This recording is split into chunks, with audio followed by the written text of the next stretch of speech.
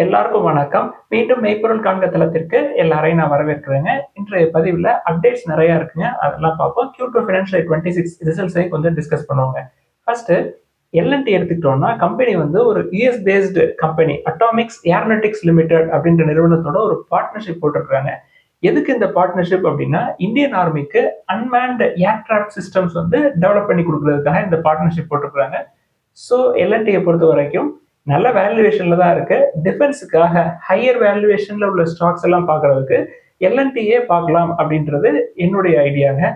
அடுத்து Indian hotels எடுத்துக்கிட்டோம்னா company வந்து எக்டா நகருக்குள்ள என்ட்ரி கொடுத்துருக்காங்க. 2 ஹோட்டல்ஸ் வந்து லான்ச் பண்ணிருக்காங்க. 2 பிராண்டுக்கு கீழே. ஒன்று வந்து விவெண்டா பிராண்ட், தென் ஜிஞ்சர் பிராண்ட். விவெண்டா பிராண்டுக்கு கீழே ஆட் ஆகிற ஹோட்டல்ல 127 கீஸ், தென் ஜிஞ்சர் பிராண்டுக்கு கீழே லான்ச் பண்ணிருக்க ஹோட்டல்ல ஒரு 151 கீஸ் வந்து ஆட் ஆகுதுங்க. குஜராத்தை பொறுத்த வரைக்கும் இந்தியன் ஹோட்டல் கம்பெனி லிமிடெடுக்கு 39 ஹோட்டல்ஸ் இருக்கு. 17 அண்டர் டெவலப்மெண்ட்ல இருக்குங்க குஜராத்ல மட்டுமே. எக்டா நகர்ல ஜிஞ்சர் பிராண்ட் ஒன்று லான்ச் பண்ணிருக்காங்களே, அது வந்து 75th ஹோட்டல் அப்படின்னு சொல்றாங்க ஜிஞ்சர் பிராண்டு கீழே. இந்தியன் ஹோட்டல்ஸ்க்கு கீழே வர இந்த ஜிஞ்சர் பிராண்ட் வந்து மிட் ஸ்கேல் ஹாஸ்பிட்டாலிட்டி செக்மெண்ட்டுக்கு கீழே வருங்க. அடுத்து டாடா மோட்டார்ஸ் எடுத்துக்கிட்டோம்னா டிமர்ஜர்ல தாங்க அப்டேட். டிமர்ஜர் அப்படின்னு எடுத்துக்கிட்டோம்னா ஃபைனல் ஷேப்க்கு வந்திருக்கு அப்படின்னு சொல்றாங்க கம்பெனியோட மேலிடம். ஏற்கனவே நம்ம டாடா மோட்டார்ஸா முற்காலங்களில் கன்சிடர் பண்ணது இப்ப ஒரு 400 ரேஞ்சுக்குள்ள டாடா மோட்டார்ஸ் பேசஞ்சர் வெஹிக்கிள் அப்படின்ற நேம்ல ட்ரேட் ஆயிட்டு இருக்குங்க. இந்த மாசத்துல அதாவது நவம்பர்ல நம்மளுக்கு Tata Motors commercial vehicle list ஆயிரும், நம்மளுக்கு கிடைச்சிரும். ஸோ அந்த அட்ஜஸ்ட்மெண்ட்ஸ் எல்லாமே பிரைஸ் அட்ஜஸ்ட்மெண்ட்ஸ் எல்லாமே லிஸ்ட் ஆனதுக்கு அப்புறம் நடக்கும் அப்படின்ற மாதிரி சொல்லியிருக்காங்க. ஸோ டாடா மோட்டார்ஸ் கமர்ஷியல் வெஹிக்கிளை பொறுத்த வரைக்கும் அவங்களுக்கு மார்க்கெட் ஷேர் அப்படின்னு எடுத்துக்கிட்டோம்னா இந்தியாவில் 37%. ஸோ ஸ்ட்ராங் லீடர்ஷிப் பொசிஷன்ல தான் இருக்கிறாங்க கமர்ஷியல் வெஹிக்கிள் செக்மெண்ட்டை பொறுத்த வரைக்கும். பிளஸ் இபிகோ ஆட் ஆகும் நெக்ஸ்ட் இயர், மேபி நெக்ஸ்ட் குவார்டர்ல, அதாவது Q4 ஃபினான்ஷியல் இயர் 26ல இந்த அக்விசிஷனை கம்ப்ளீட் பண்ற மாதிரி தெரியுது.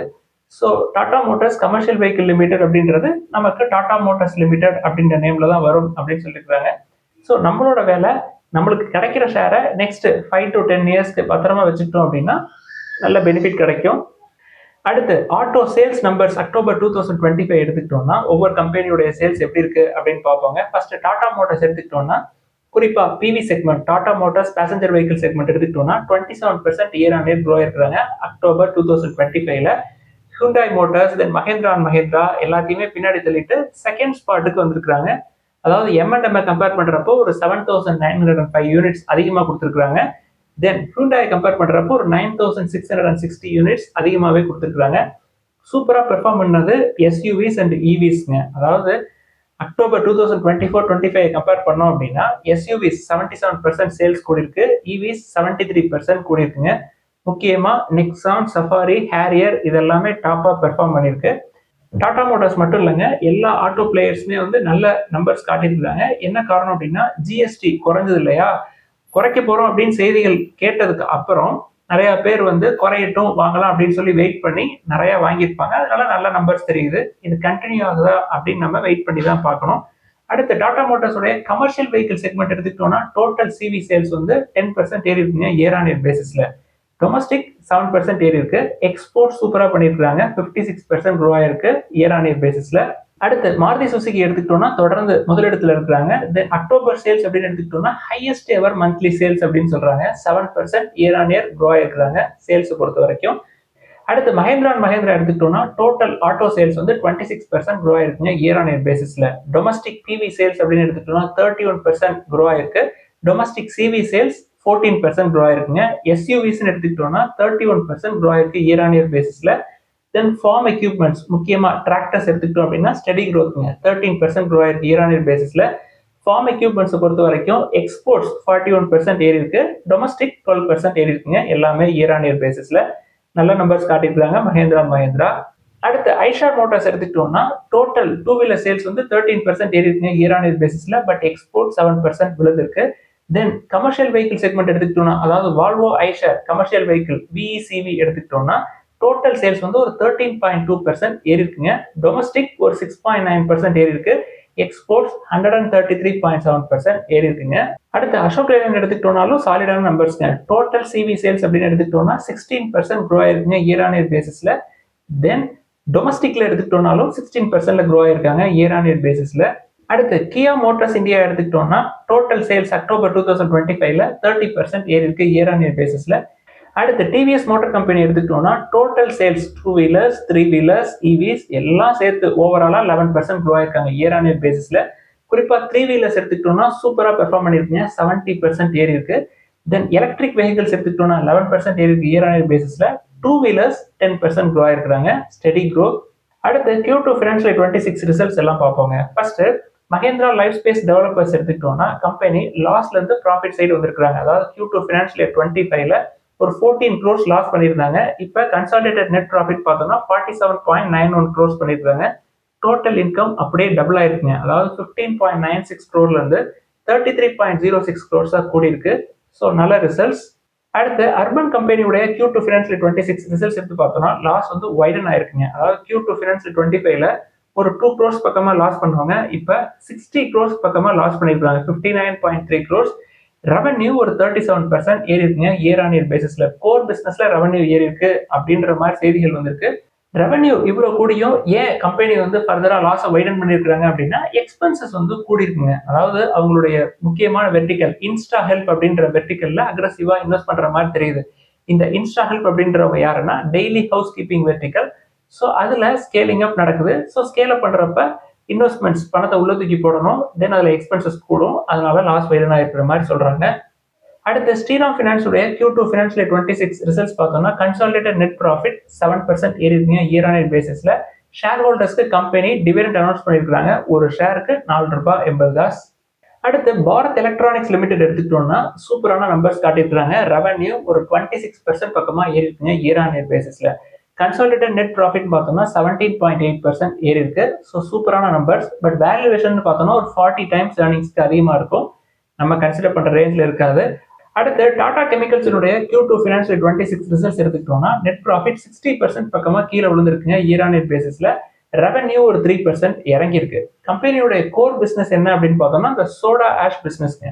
ஸோ கம்பெனியோட மேலோட என்ன சொல்றாங்க, பிரைசிங் ப்ரெஷர் இருக்கு, then lower volumes in India, profitability குறைஞ்சதுக்கு முக்கியமான காரணம் அப்படின்னு சொல்றாங்க. கம்பெனி என்ன சொல்றாங்க, சோடா ஆஷை பொறுத்த வரைக்கும் ஓவர் சப்ளை ரேஞ்சில் இருக்கு, தென் ஹையர் இன்வென்ட்ரி லெவல்ல இருக்கு. இது எல்லாமே வந்து ப்ராஃபிட்டபிலிட்டி குறைஞ்சதுக்கு காரணமா சொல்றாங்க.